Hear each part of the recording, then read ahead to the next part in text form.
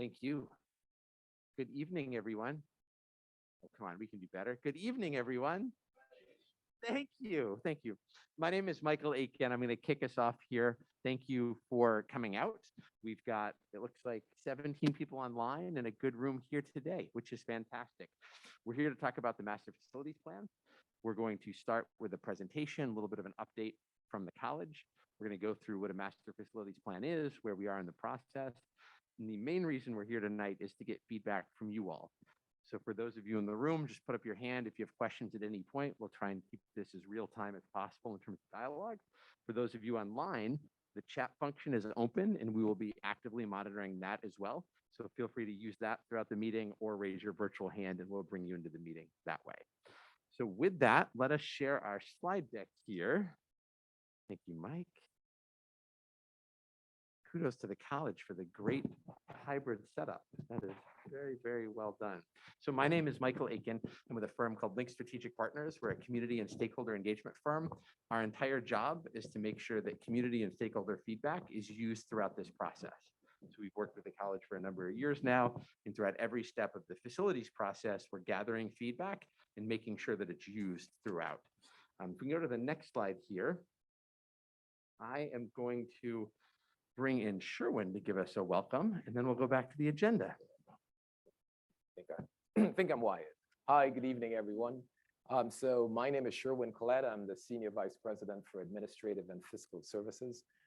What that means in this context is that I have the great honor and pleasure of leading the strategic effort around the Facilities Master Plan with an awesome team in our Facility Services Department. On behalf of Dr. Williams, I'm here to bring welcome and thank the community for participating.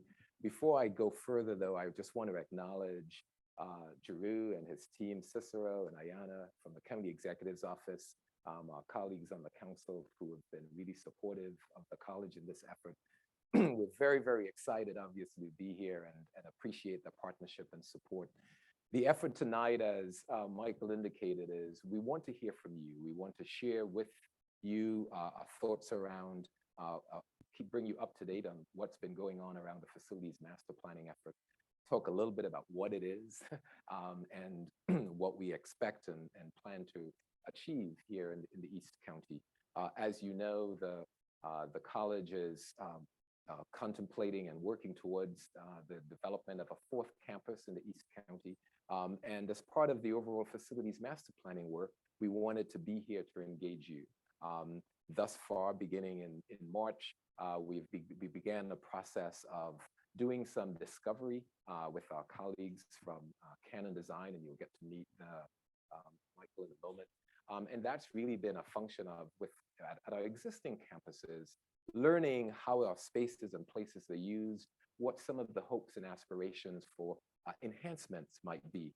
We are required by the State Educational Commission to develop a facilities master plan every 10 years. And so as you well imagine, looking out 10 years hence, we want to be sure to include in our planning an account for how we would contemplate developing a fourth campus. As a prelude to that, the college is, and happy to say this week, gotten permitting to begin the build out of the East County Education Center. Yeah, just down the street here at 2221 Broad Birch.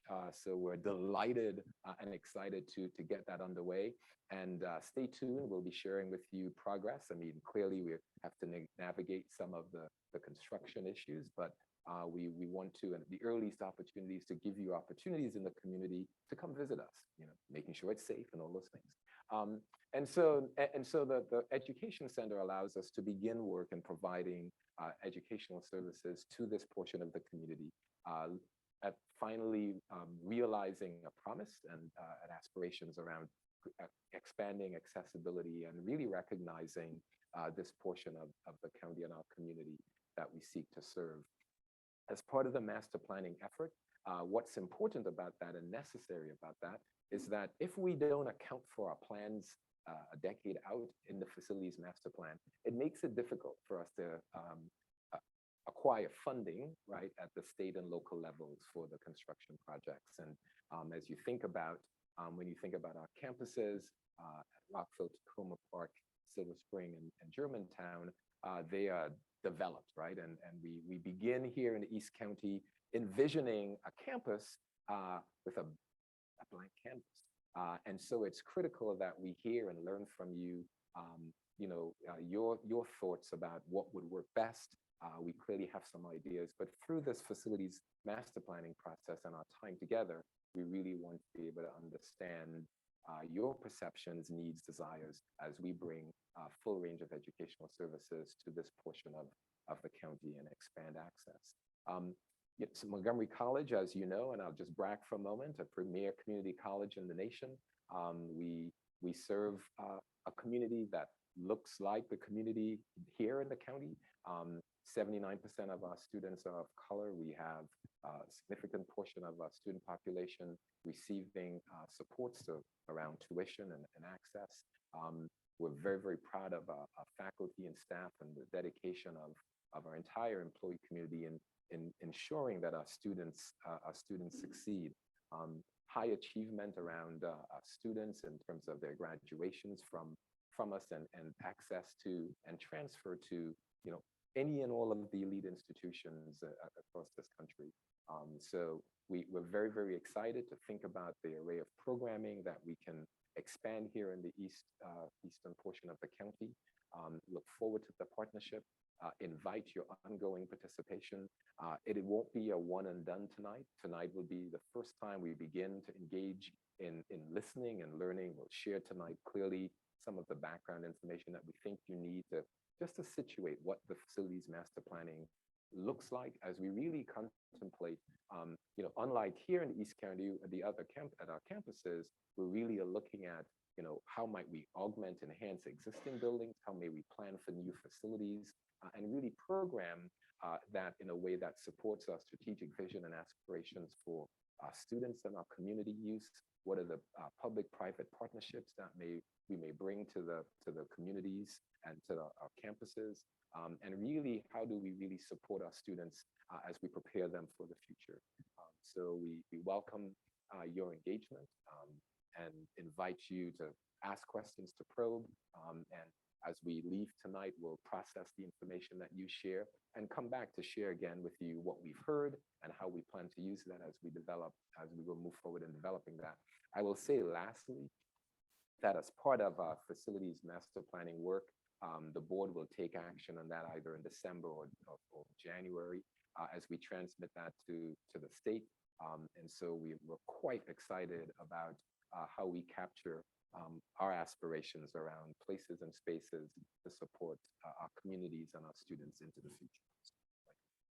I appreciate that, Mr. Collette. So what we're going to do here tonight, if we go back one or two slides. So we've heard from Senior Vice President Collette. We also have Carrie Norberg here. Carrie is with the facilities team here at Montgomery College. We'll do a quick thing about introductions, and then the next part of this meeting is going to be about the planning process, right? What are we using as data, inputs? How have we collected it so far? Where does tonight's meeting fit into all of that?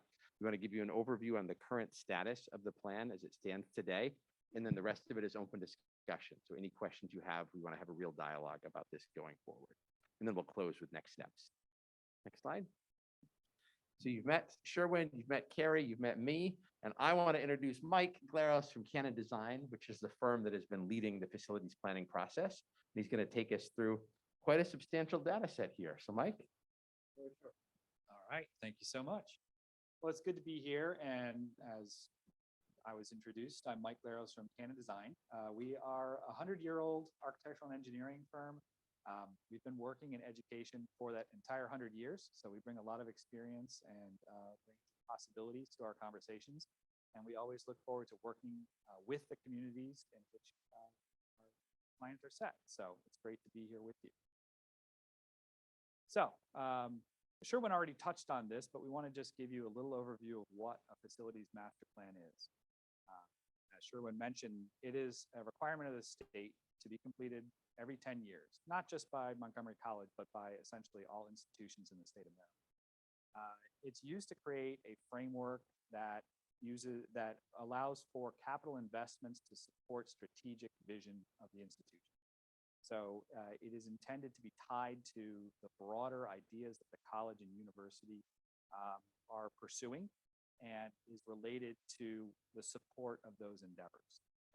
It does address the key needs of the institution, whether that's caused by changes in enrollment or new programs or new endeavors that the college is undertaking. And it is intended to understand and relate to the relationship between the college and its community. So whether that is a residential community, a business community, the industries in the county, it's important that those relationships be understood. When all is said and done, the report will ultimately have an evaluation of all the existing facilities on all of the campuses. It will summarize all of the projected needs, whether they're driven by new programs or whether they're driven by enrollment. And it will include overview of all of the college's mission, vision, and aspirations. And there will be an implementation strategy. It's not timed out, it's not a phasing plan, but it does understand if we do this, we need to do this first to pave the way. So there is sort of a sequencing that is understood. So where are we in the schedule? Well, we started this spring with what we call a discover period. This is where we go out, have meetings like this, work with students, work with faculty. We've done surveys to try and gather as much information as possible. We also read voraciously all of the documents that the college has produced that help set that direction for us. So we started that in the spring. We're kind of coming to the end of that, but it's still an ongoing process. There's always something new to learn. And from that, we really got into what we call the develop phase. This is where we establish a concept or a theme that we can begin to drive decision-making around in regard to the plan. From this point forward, we're going to start going into what we call the detail phase. This is where we kind of take those themes, look at how they can be implemented on each of the campuses, what some of those projects and initiatives need to be to make things happen, and figure out where the conflicts and issues are. Once all that is completed, as we get towards the fall, we will we'll enter the deliver phase, which is essentially documenting this process, documenting the findings we get out of it, and producing the materials that the college can use to move forward with the things that Sherwin mentioned, going to their board for approval and then ultimately to the state for approval, which sets the table for future investments over the next year. So just to kind of recap a little bit of where we are in terms of some public meetings, we had started in May, early May, we had sort of a broadcast countywide all campuses meeting. And then we had a couple of specific meetings with various campuses, Tacoma Park, Germantown, and Rockville. And now we're here in East County to kind of have a similar experience, talk about what's happening with the potential fourth campus. And then we're going to go into that detail phase and kind of work on what all of this feedback means to us and come back in the fall with another opportunity to kind of engage and talk about what we think we heard. So what have we heard? Well, we've had a number of different engagements with faculty and staff, with students, and with various community entities. So these engagements ranged from sort of hands-on exercises to surveys that were released via email. And we got a lot of interesting responses. So in some of the early workshops with faculty and staff, we asked them, all right, in one word, how would you describe the college? We also asked them, if you were a student, how would you describe the college? And we got two different sets of answers that you might imagine. So from the perspective of faculty, they really felt like the college is very diverse. As Sherwin mentioned, there's a direct correlation between the kind of population of the county and the population of the college. And I think the faculty and staff see that as a direct correlation. There's a real pride in the quality and excellence of the education that one gets at Montgomery College, and it is a real focus of the faculty and staff, ensuring that quality is manifest in every student that passes through the institution, that it's student-centered. Everyone is very focused on student success, access to classes, helping them navigate their way through the process, and getting them to matriculate. So wonderful thing. But there's some acknowledgments as well. Uh, the institution is transitioning and changing. That's being driven by a lot of things, right? We all just went through a major transition, which lasted for a couple years, and there's still ripple effects of it going on now. So even before that, there were big changes in the economy, there were big changes in technology, big changes in how we teach that were all driving the institution to look at its how it interacts with the county. And since the pandemic, that is still evolving. So there is still a period of transition and discovery that's occurring that needs to. There's also an acknowledgement that as an institution, it is complicated and bureaucratic, and the students have some difficulty kind of navigating. But through it all, there's sort of a spirit of innovation, always striving for that excellence and trying to kind of be on the edge of what is next. That's how Montgomery College has risen to the top of the community college world. So when we asked what they thought the students would say, that complicated and bureaucratic came right to the top. You know, students have to find their way through registration, they have to find their way through financial aid, they have to find their way through processes, and so that was understood. But there is again that belief that the students see the faculty and staff as caring, and that the students see a lot of opportunity and choice. So it's a kind of a wonderful combination of things. The other two things that they believe the students would say was that it's friendly and welcoming, as well as open and accessible. So as a community and as a campus, it is very accepting of all the residents of the county, easy access to the campuses. And they also believe that their students kind of underneath all of this see the quality of the education that they're receiving, perceive that as a main aspect of why they're here. So in part of our student engagement, we actually put some physical boards up in 6 buildings on 3 campuses. And we kind of hung out in those buildings and talked to the students for a few hours and then left them there for a couple of weeks. And the students could scribble on them and leave notes and whatnot. And one of the questions we asked is, you know, what do the students want? What do you want in terms of space types on campus? And we had 6 kinds of space here that we asked them about. And they came back with responses in 3 tiers. The top tier, the thing that students really felt they needed to have a better experience at Montgomery College, were, as you might imagine, kind of fun. It's the food service and recreational and athletic facilities.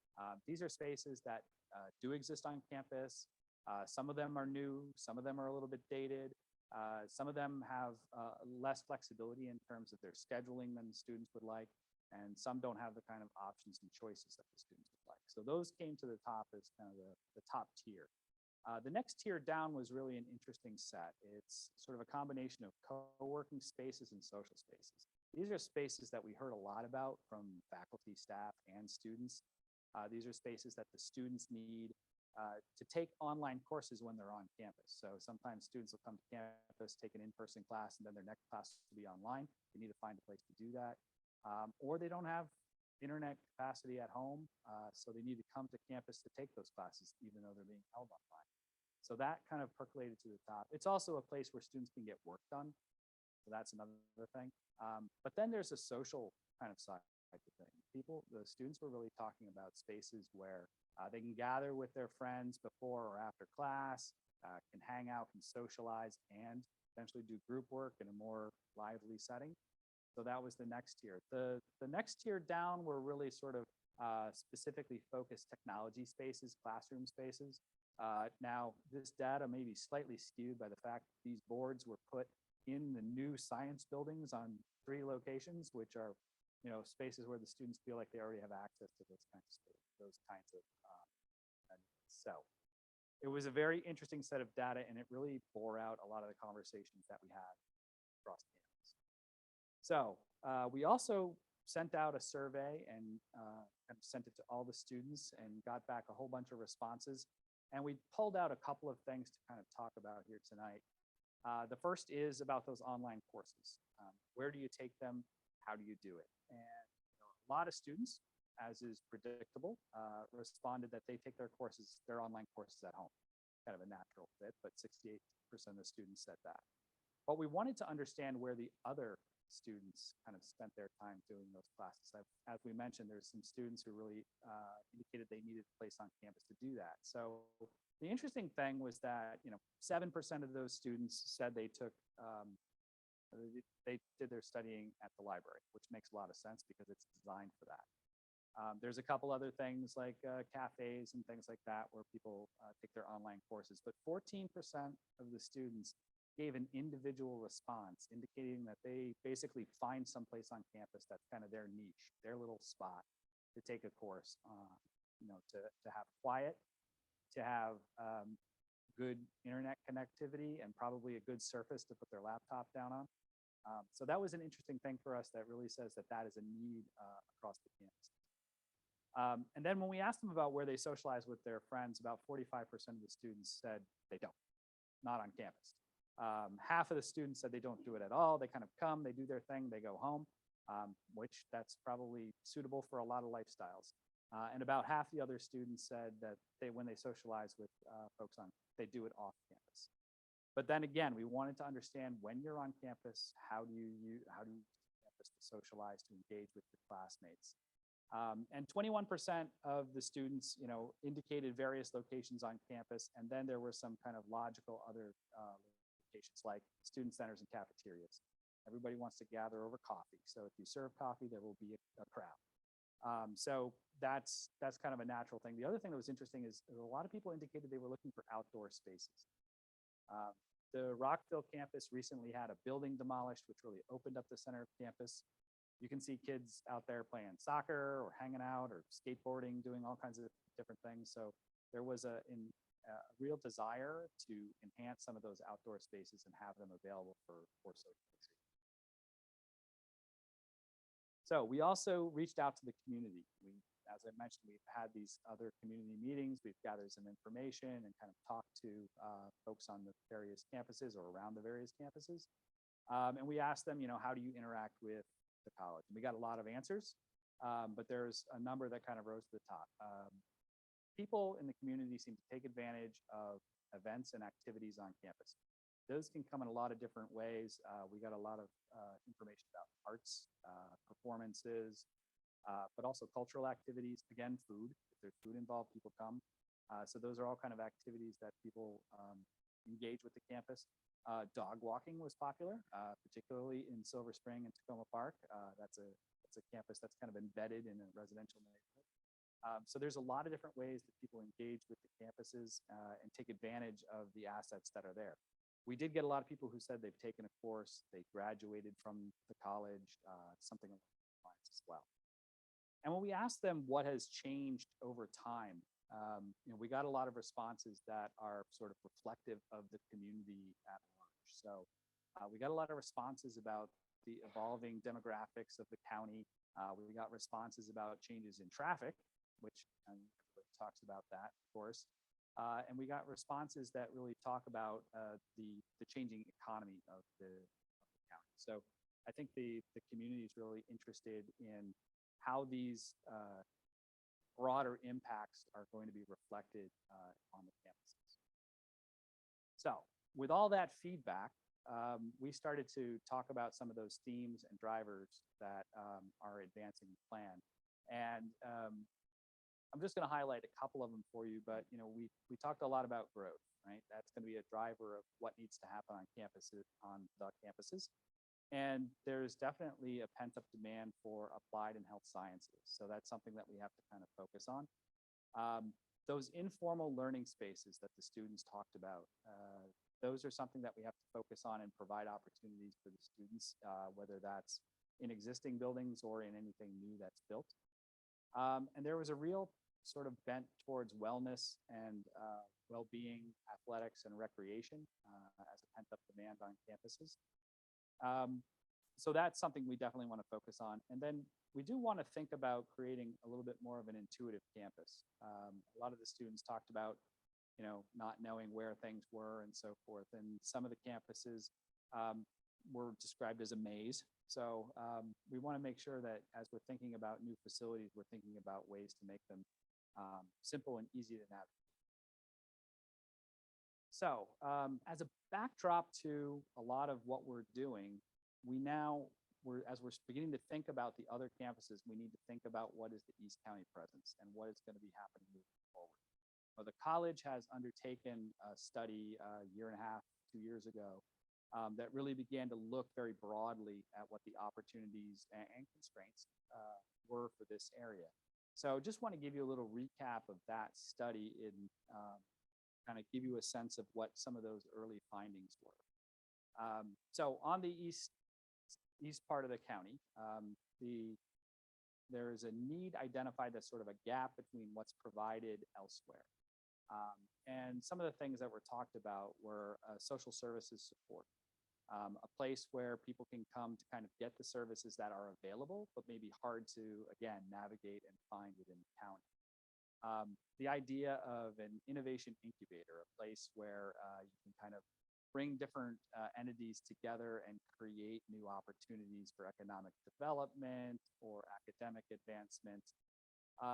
The idea of community gathering and empowerment, a place where it's really inviting for the community, a place where some of those things like the arts events, the cultural events, and things like that can be hosted, and it can be a very welcoming environment. And then technology, something that's kind of forward thinking and allows for some of those rapid innovations that we've seen so much of in the recent past. So there was also a whole series of stakeholder meetings that occurred as well with folks on campus. So again, like we did, the previous study is kind of going to different stakeholder groups and talking to folks. So folks on campus were really at the very high end of the conversation was the need for the East County presence to be mission driven, to really be supportive of the mission of the college at a very high level. So that was kind of paramount in the conversation. But there were some other things, and these themes are themes that we've picked up on in the other campus master plan as well. So the idea of holistic student support and student wellness, that mental health services and student services matched with kind of basic needs assistance are all critical to the success of students, not just in East County, across the whole county, but particularly for this site. And then there's sort of an idea that there's an evolving purpose for this new presence and what it features. And there's a lot of conversation about career and tech education, about, again, a community engagement center, about pathways both for partnerships with industry as well as educational pathways for the students. And that, again, it be a hub for the support of student services. Oh, go back. So this plan was undertaken during the pandemic. And so there was definitely a lot of conversation around what are the impacts of the pandemic on the institution and how does that influence future planning. Again, there's kind of this idea that the pandemic revealed things to us that need to be expressed and addressed. So student services, again, percolated through the conversation in that. The idea that there's new communication needs, that we've all learned to do meetings differently than we did before, to have conversations differently than we did before, and that there's definitely a technological bent to all that. But there are also in-person needs. And what will those in-person needs be post-pandemic was a big kind of question in that report. So there's an idea that there needs to be a physical academic core, but there also needs to be a virtual environment, and how the interplay of those two exist and support all of these other needs is kind of important. There's also some concern about the infrastructure in this county. There were sort of two categories that it fell into. One is physical, and that had a lot to do with transportation and transit, making sure that the campus is accessible wherever it is. And the other is technological, making sure that everybody in the community has access to the technology they need to thrive in this environment. So when talking kind of with the academic affairs folks, the team that did this this study, again, kind of honed in on 4 aspects that they really wanted to see embedded in this this new campus. And again, common themes: supporting the community, engaging the community, making sure that there is gathering space on the campus for the community. In particular, I think large gatherings kind of were articulated in the report. That there's a need to kind of understand a phased development. It's not the kind of thing that's going to be implemented overnight. Actually, it's starting to be implemented right now, but it's going to take time to kind of evolve. So how can the process be phased in a way that really, you know, is thoughtful and creative and advances all of these missions kind of simultaneously without trying to just take a bite out of the issue. Spacing and logistics kind of came up. You know, again, there's a lot of talk about sort of the pandemic and what does that mean for how we interact and relate. I think things have changed a little bit maybe since this report was put together, but we still want to be kind of conscious of that welcoming environment, making sure that everyone feels they can come and be part of the campus. And then holistic support. Again, this is a theme that we picked up on our stakeholder groups and in both of the other stakeholder groups that that this report reflected to. That holistic support, not just providing academic support, but connecting with those other requirements that exist or opportunities that exist within the county to help support students in their advancement. And then, you know, some desired takeaways from kind of a student perspective as well as the kind of business community. Again, the idea of access and information. This goes back to that idea that the college is a little bit difficult to navigate. So how can you help support that as you move forward? That's something that students are really interested in. Everything from kind of how do you fill out your FAFSA form to get financial aid to how do you transfer or do other things to move on to a 4-year college. The idea of flexible space. I think a lot of students want to take ownership of their space and they want to be able to adjust it and modify it.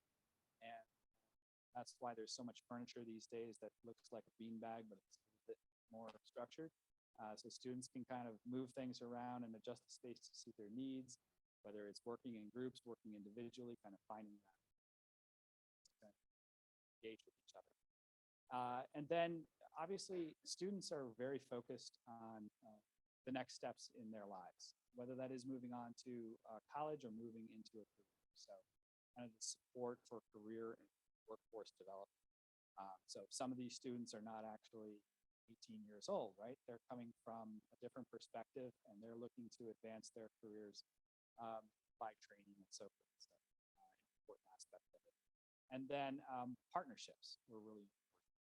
Seeing this campus as a community hub and a way to kind of connect with whether it's industry, nonprofits, or community organizations. This campus really provides an opportunity for this.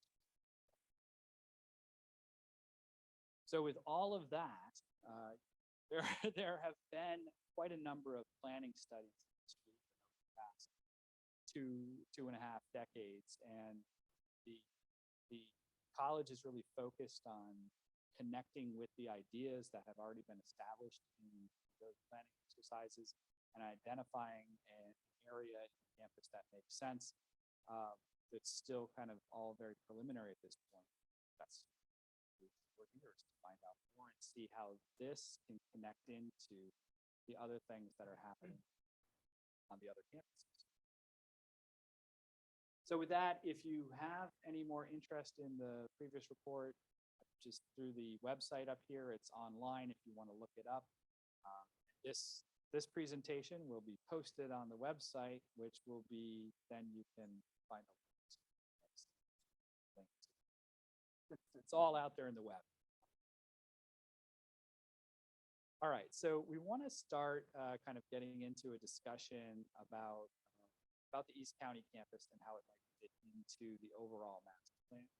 And we have established a few goals for the overall master plan that touches all of the campuses. And I've already kind of articulated some of these in what we heard from stakeholders. So these are kind of stakeholders that we talk to. So number one priority is prioritizing student success. I think very early on, faculty and staff were very kind of adamant that this is about the students and getting the students to their end goals, whatever they might be. And so making sure that this plan enhances those opportunities is important. What does that mean? It's going beyond just that academic space. It's thinking about whole student wellness, whether that's mental and behavioral health, whether it's counseling, academic counseling, physical exercise, whatever it might be. Again, those informal learning spaces, providing those opportunities for students to feel welcome, feel supported, and have the opportunity to kind of get the work done that they need to do. And again, making the campuses intuitive through wayfinding and kind of physical orientation. Another thing that the master plan is really considering is how to reinvent existing facilities. There's an acknowledgement that transition can be very slow when you're building new buildings. It takes a long time to go through that process, to garner funding, to identify a program, to develop a design, and to implement a construction project. So thinking about how existing facilities can be repositioned to help support some of those needs. Where can we look at classrooms that are underutilized and find out ways to make them better utilized? Finding out whether we have enough lab spaces versus classroom spaces and where transitions can happen between the two. And thinking about how to incorporate some of the student-oriented spaces and study spaces into existing facilities as opposed to waiting for the next new building. Again, expanding access is really important. The college has articulated a number of ways that they want to enhance access, and it's not just transportation getting to campus anymore. It's how do students have the technology they need to thrive both in the academic environment and beyond. What businesses or county entities or NGOs can help support them, and how can we engage with them?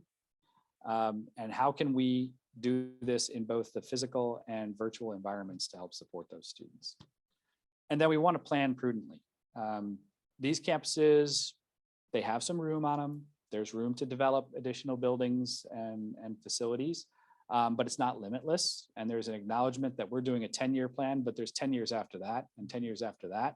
And those considerations need to be taken when doing the plan. So we want to make sure that we're not inhibiting future development with the things that we're thinking about in this 10-year plan. So with that, we do have a couple questions that we kind of want to go through as it pertains to how all of this gets implemented on the East County campus. So the first question is really, what aspects of the college do we want to see reinforced in the East County? So what things exist on the college campuses now that need to be an asset on the East County campus?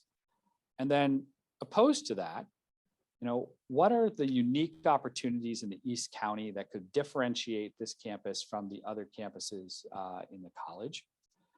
And then thinking about what happens in reverse. Once the campus is kind of in place, how does that have an impact, and what would be the greatest impact on the communities directly around the new campus? So with that, we really want to engage everyone, whether it be via chat. If you're online, you can come off mute and talk to us. Or if you're here in the room, we have a microphone that will walk around so you can join the conversation. Thank you, Mike. Appreciate it. This is Angela. She will pass the mic around. We got another one here? Perfect. Thank you so much. Perfect. Are there questions, thoughts? We'd love to get feedback to these questions or anything else that's on your mind. And if you're online, we've opened up the chat, so just put your virtual hand up. Any questions, thoughts, observations, things you want us to know at this point in the planning process? Go ahead, sir. Hello, my name is Ken Jones. I'm with the Friends of White Oak. And we've been talking to a lot of the people here trying to build up the economic background of it. And there's been a lot of emphasis on healthcare. And I've talked to some of the people over at Stephen Kane about having some of the people at Adventist Hospital coming and talking to your students and some of your faculty going and talking to them and things like that. But now I hear you're going to have a phased coming in. So one of the big problems here in the East County is we have, like you say, transportation problems. And if you have to go to Rockville for one class and for Tacoma Park and then come back here, you're not going to get a lot of support from the people here who want to build this sort of thing up. And I'm just wondering how you can take advantage of these. I mean, the FDA we're still working on, but that will happen eventually. But you have a lot of things here that would help us and help you. But if you only take advantage of them part-time because it takes so long to get the thing built up, how would you deal with that kind of an issue? So, so one of the different ways that I think we approach that is, and when we say that to get a college campus, if you were to look at our existing campuses today, they didn't that way, right? So there's an evolution. This one involves education center. Something's happening with that one. Sorry, didn't mean to drop the mic. So the East County, the education center just down the street will remain open as we build up the campus. And so one of the really cool things when we had our ribbon cutting that day, and then I think we have strong partnerships, much as you mentioned. We had the head of Adventist be part of that day and speak to the existing partnership and opportunities to expand those partnerships. And as I think you heard from Mike, the public-private partnerships and community organizations is an important part of what we want to reflect on and capitalize on in the East County.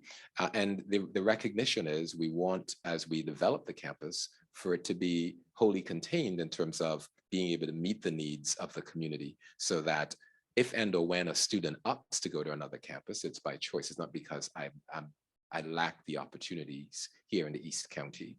So beginning with the center, building that out and looking at and attending to priority needs, I think there's a major emphasis around the health component in the center in terms of the spaces that we've designed. And I think we'll continue to expand that. And one of the overarching goals that spoke to prioritizing. So part of the feedback as we look at where to build first and what do we offer first on the campus will be guided by how it meets the needs. I should also say, just give me a chance to give a shout out, and you mentioned his name. So Dr. Kane is sort of nestled in the back. Steve, and credit to the work that he led around that brought us to the education center, and the pieces that Mike highlighted around the report, did a tremendous job in leading the college through that process. And Dr. Brad Stewart, the Vice President Provost of our Tacoma Park Silver Spring campus, also here, and clearly speaks to him around those places. Let me bring in one question online and then we'll come right back, Angela. So Eileen says, has any work been done on the projections of the number of students in the various phases for the East County campus?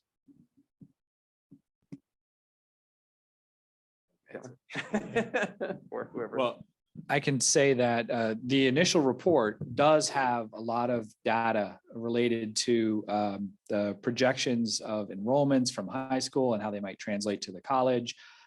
So that data has been started. This question asks about how it applies to the phases. So I can't answer that because I didn't read that deeply into the report, but that would be a step that you would take once you have that preliminary data.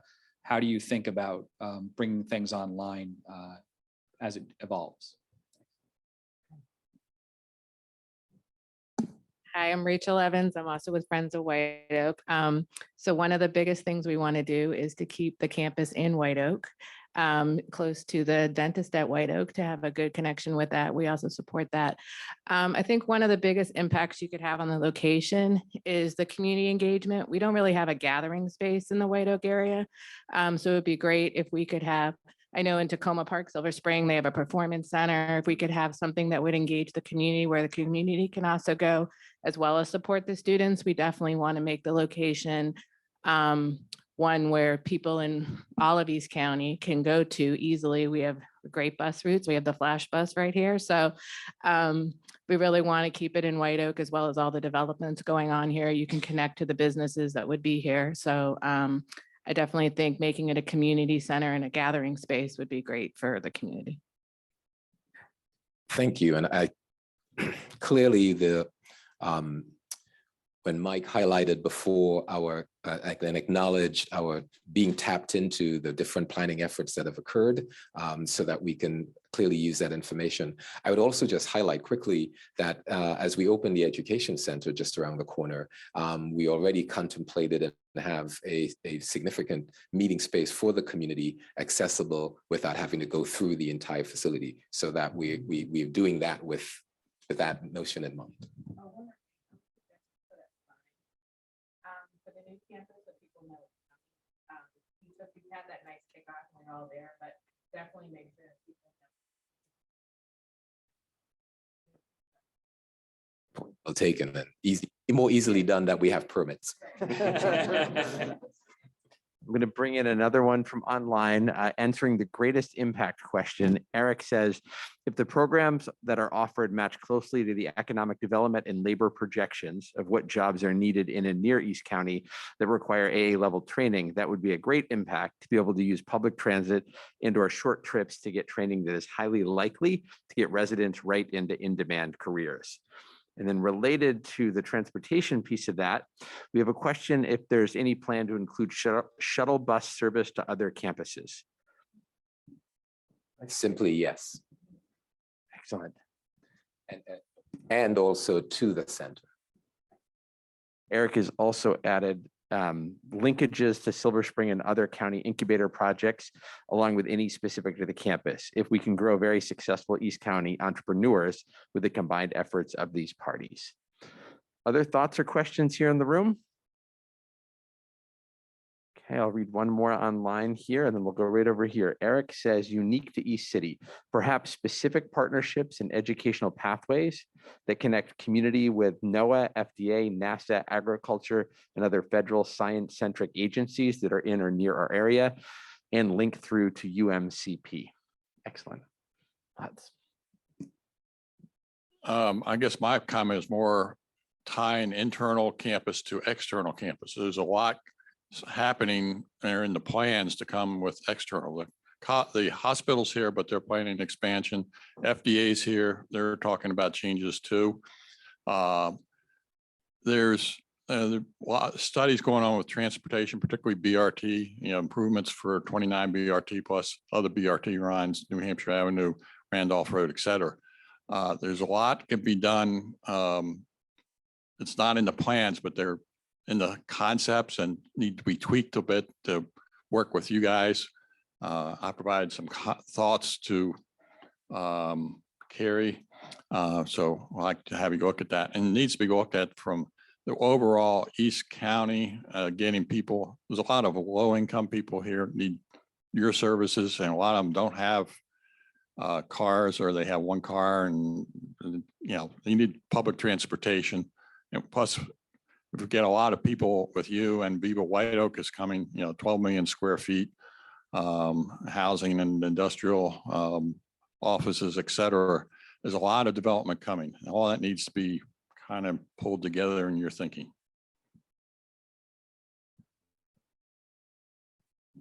Excellent. Absolutely. What else? Other thoughts or questions, please? Hi, good evening. I'm Joe Bande. I'm the Regional Director for the East County Regional Office. And again, thank you for facilitating this here.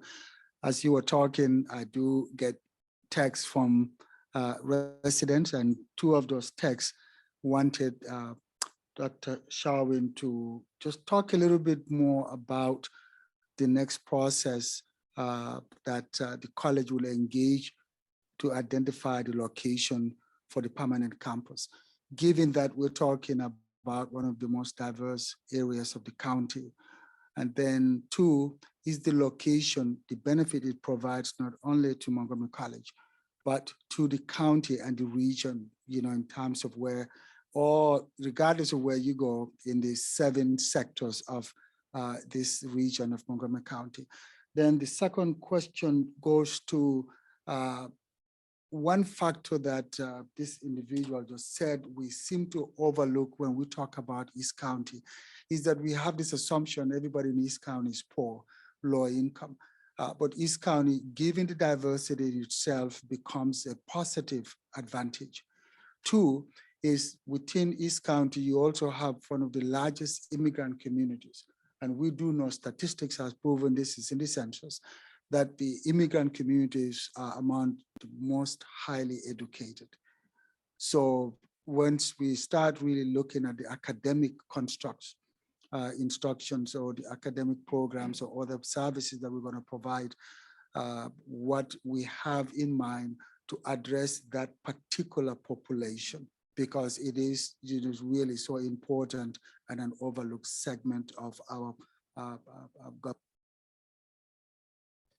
Thank you. So beginning with the first piece in terms of next phases, important that we continue to be apprised of existing plans, right? I mean, there are many concepts, as were noted, there are different development efforts that are underway, and we want to align and leverage where possible. And so we will undertake a set of work that as we develop this master plan and beyond, trying to identify optimal site location. We noted things like transportation. I mean, one of the really, really important core values here is around accessibility. And so we don't want to put ourselves in a place where we limit access or that it becomes a barrier and a hurdle to accessing what the college has to offer. So that is an important piece. And so we'll be working with, you know, as we did around identifying a site for the education center. It's work that we'll undertake not only by ourselves, but working with our county partners in the executive and legislative branches, because again, there's shared interests here around how we capitalize on existing efforts, and I quite frankly look for those opportunities to catalyze and accelerate our ability to identify the site, right? Because there's a tremendous amount of, I think one of those words used earlier was bureaucratic. There's a tremendous amount of steps to take at the state level, just alone at the state level, to bring this to fruition. So that's going to be an important piece. And then together with all of the different pieces around updating our data sets around student population services, but we commit to a high level of engagement and interactivity with the community to keep you apprised along the way. The second piece that you raised, Drew, spoke to the issue of the diversity of this community and it not being about members of the community for whom there may be economic disadvantages. I'll tell you that although I'm a proud graduate of Northwood High School in Silver Spring, my brothers both attended Springbrook. So we know well the eastern portion of this county, and grew up in a community of embassy staff and dignitaries and economists and World Bank and Inter-American Development Bank and all of those. So I know well the community and the diversity of it, and would not do anything to stereotype, characterize the community in a way. We see the strengths and affordances in this community as being vibrant and vital to what we want to accelerate and build and leverage. And this is home for me as well. And so we know well that what that looks like. And I think you will hear our president speak to those affordances and strengths of this area of the community that we know we can leverage to good effect. And it is what guides and informs our thinking about programmatically, how can we leverage what is here? How can we leverage those partnerships? How can we use and invite and to participate, members of the community who hold degrees and expertise in lots of different ways in which we can leverage. So I think we really welcome and are quite excited about the partnership to build on the strengths and the diversity in this community. We bring in two more from online. Eric says also potentially unique linkage of the campus to local hiker biker park and trail assets in the East County, ensure green spaces. And then Chris mentions that County Council Member Mink is very interested in the campus being designed with formal pipelines to employers and four-year degree programs, as well as meeting the recreational and social needs of students, which is so important to quality of life. Also, all of us in East County will have to start advocating next year for funds in the 6-year capital improvement plan to start the real planning for the new campus. Thank you for your hard work in engaging the community. And thank you, Councilmember Mink. Other thoughts, questions? I was just going to comment on what Kristen Mink's office said, Councilmember Mink's office said about connecting to a 4-year degree. Our geographic location means we're very close to College Park. When I was going to College Park, I would go down Cherry Hill when I was going to get my master's. So I think that would make us unique on this part of the campus, part of the county, if we had some linkage to University of Maryland to make it so that people could go from MC to take classes at University of Maryland College Park. And certainly a transfer institution, we want to leverage that partnership fully. Sir. Building on what Drew was talking about, diversity, one aspect of diversity that hasn't been mentioned is seniors. There's a lot of seniors in this part of the county, particularly Riderwood has over 2,000 independent living seniors. And they have college campus classes on campus from Prince George's County. I like to see Montgomery College there.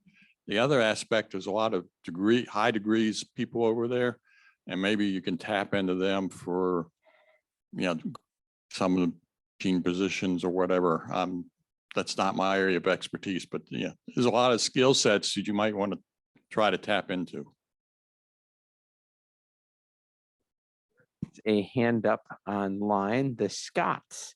If you would like to come off mute or on video, you are welcome to come on and ask us a question. Go ahead, you're unmuted. Thank you. This is actually Sharice, the one half of the Scott.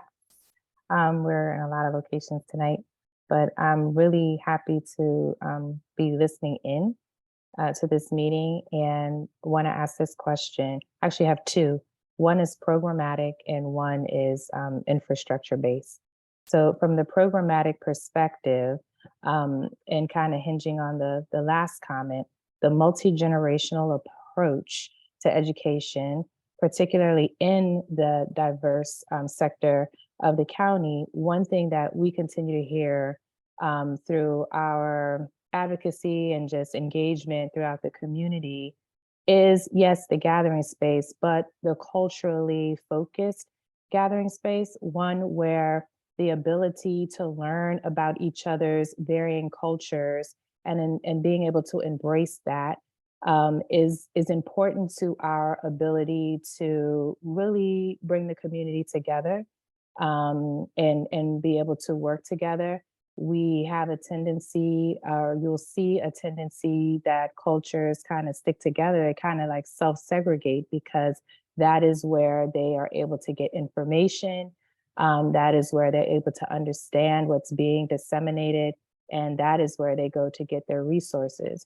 So from an educational perspective as the college, that sounds like Dan's voice that I'm hearing over there. I'm not sure, but yes, you have the seniors. You also have, middle and high schoolers who are planning whether or not they're going to do dual enrollment. And you have their parents, right? Some of them have migrated here and their children are first generation getting ready to go to college. And so there's really a unique opportunity to bring families together in your space to learn maybe different things or some of the same things in different ways. So I just wanted to share that and to that, learn more I don't know when that would come, but probably your ability to leverage partnerships, as you're speaking about, would be great to start working on now, so that the implementation can be seamless with the development of the infrastructure and the opening of the campus. So that was part one. Part two, in the presentation, you mentioned with regards to the infrastructure and not wanting to plan or build in a capacity that may be prohibitive to future development in the community. So with that being said, what really can be a comprehensive strategy throughout this process to address that? I was at a hearing earlier today where, moratoriums are wanting to be set for this very reason, because there's a desire to develop, but the infrastructure cannot support it and the budget cannot facilitate it. So I just wanted to hear what your thoughts were, what you've been hearing, and what a strategy may look like for those two things. Thank you. Well, for this half of the Scots, I will begin with the first part and then have Mike jump in on the part two. So if I channel Dr. Williams, our president, for a moment about the need for us to understand our students and the community we seek to serve. Understanding the multi-generational nature of this community, the opportunities that we have to really look at it as strengths and fonts of knowledge that we can leverage. I mean, it's truly an asset that we intend to leverage. And it is not, and to the point made at the end, it is not about waiting until we're shoveling the ground for the campus.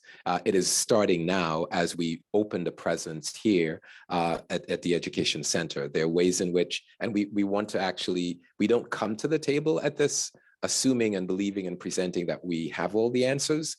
We want to engage in knowing those ways in which we can invite everyone to participate in those meaningful ways. So I think, the opportunity to build on and leverage the cultural, racial, ethnic, economic diversity as powerful opportunities to bring the community together, leverage the community, serve the community, I think you can count on that being the case. And then I think Mike, the second part. Sure. So I think when we talk about not wanting to get in the way of future opportunities in our current phases, in our early phases, and in our early thinking, one of the things that's key about master planning is making sure that you're creating a flexible framework that allows for multiple different paths to the future. You want to understand some of the variables and provide opportunity for different choices along the way, depending on what comes along first, what opportunities come along first, and what changes happen while you're making plans, as they say. So the other thing is to just always be thinking about not just this 10-year horizon, but the 10 years or the 20 years after that, to make sure you're not inhibiting those opportunities in the future. Whether that's looking at infrastructure, looking at transportation options, looking at the physical location of buildings, looking at how you're constructing roadways to accommodate some of the future patterns that you're projecting and predicting.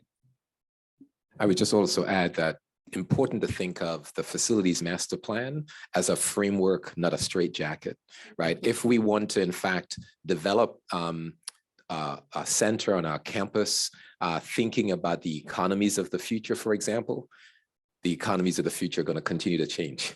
The rate of change is going to accelerate, not decelerate. And so we want to be able to be sufficiently flexible in how we design and build out the campus so that we continue to be relevant and making that connection to what occurs in the classroom, to being able to get into those economies of the future as they evolve. So we have a comment and then a related question. And so the comment is, I believe Verizon has a large campus in White Oak. They might be a very specific partnership to pursue for this campus. And then Eileen asks, is there a timing aspect to the approval of the 10-year plan by the state and then a site selection process? We speak to the timing a bit.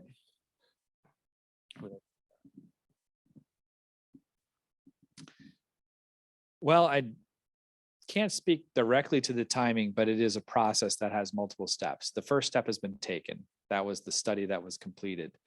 We're looking at how that study can be integrated into the master plan. And then I know that the college is planning to really invest in that site selection process and advancing the planning of this in the next couple of fiscal years. So there's an opportunity to kind of advance to the next step, but it is, as everyone says, a number of steps to get there. And so you can begin to see as we begin, as we work on the next cycle of capital budgeting, right, where we would be presenting to certainly to the Board of Trustees, the President will, and to be transmitted to the executive and the council for action. The next phase of the capital budget work is a full CIP. And that would be the appropriate time for us to then begin to plan. The CIP covers the next 6 years out as we begin to look at costs over time to make the campus a reality. You'll begin to see that appear in the FY25-2031 capital budget.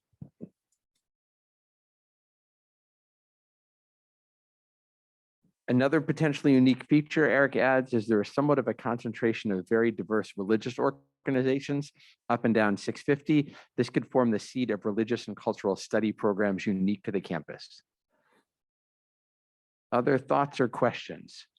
Please, sir. The last time I looked, Cherry Hill runs both ways. And there's been a talk of having some companies come in that will be involved with the FDA and so on and so forth. And they're looking for interns. That's when I go around and talk to people and so on and so forth. So there's the ability for the campus and the people from the University of Maryland, where I've taught at some time, really like to come out and interact with these small companies. So maybe the mountain will come to Muhammad once in a while too. There's a strong interest over there. They talk about these small incubator sites, and they see this as a real opportunity. And when I was working at the Army Research Lab, we had a lot of their students come over and work as interns, and they're really good. And I'm sure you'll have a number of people who will fit right in for that too. So.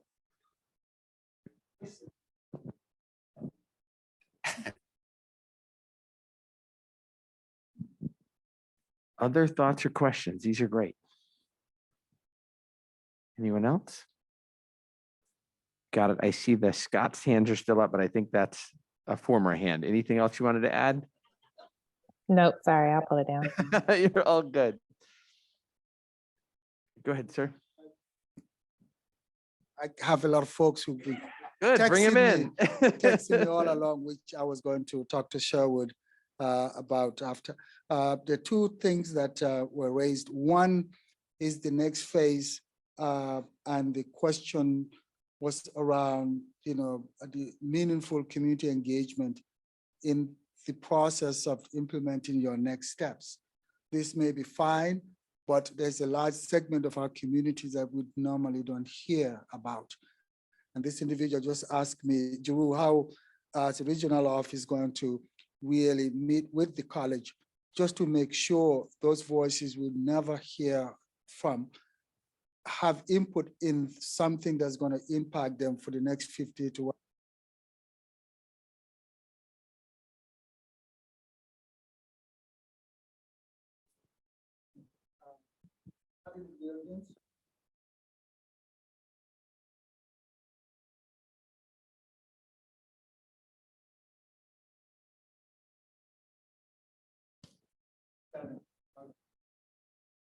Won't be able to hear you. Mine. We'll bring you another one.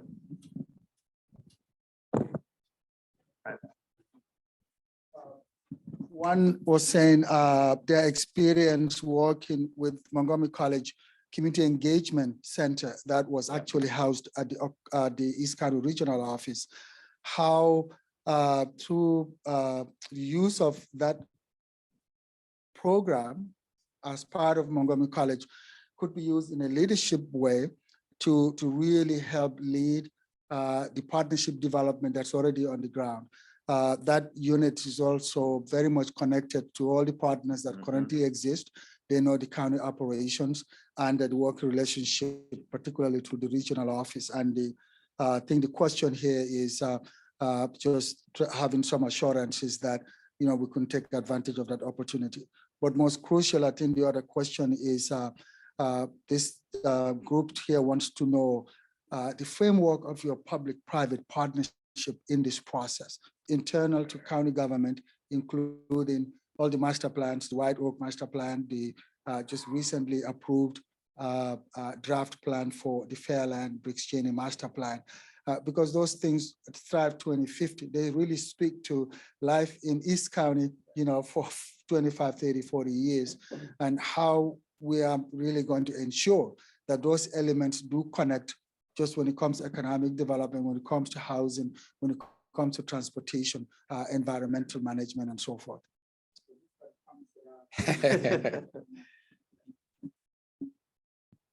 Keep them coming. So I think I would begin by just restating what we highlighted in the presentation, and that is we are in fact plugged into monitoring and committed to continue to engage the various planning entities, the executive, legislative branches, everyone around making sure that we are contemporary in our thinking around and aligned with existing planning and plans for the future. That is an absolute. Commensurate with that is also the acknowledgement and the commitment, the restatement of the commitment. And I guess, Drew, I would say working with you and your colleagues and team, we'll work with anyone to ensure that all voices are lifted up and participate in the process. It's easy for those who have better access, better connections to participate, but our commitment firmly is to engage all quarters, and we will rely on you and others here in person and online to help guide us where we need to be so that we're sure that voices that are more often muted or even silenced, that we ensure that they're accounted for. That is a commitment. And I think it aligns very intentionally and specifically with the president and board's commitment around access. I mean, that's one of the first pillars as we think about, our transformational aspirations that are deeply embedded in how do we support the community, the entire community. So I'll just restate that commitment. And then lastly, just to circle back around, we want to build on existing efforts and successes. We know that there are many of you deeply embedded and connected in the community. We're not looking to start all over. We want to be able to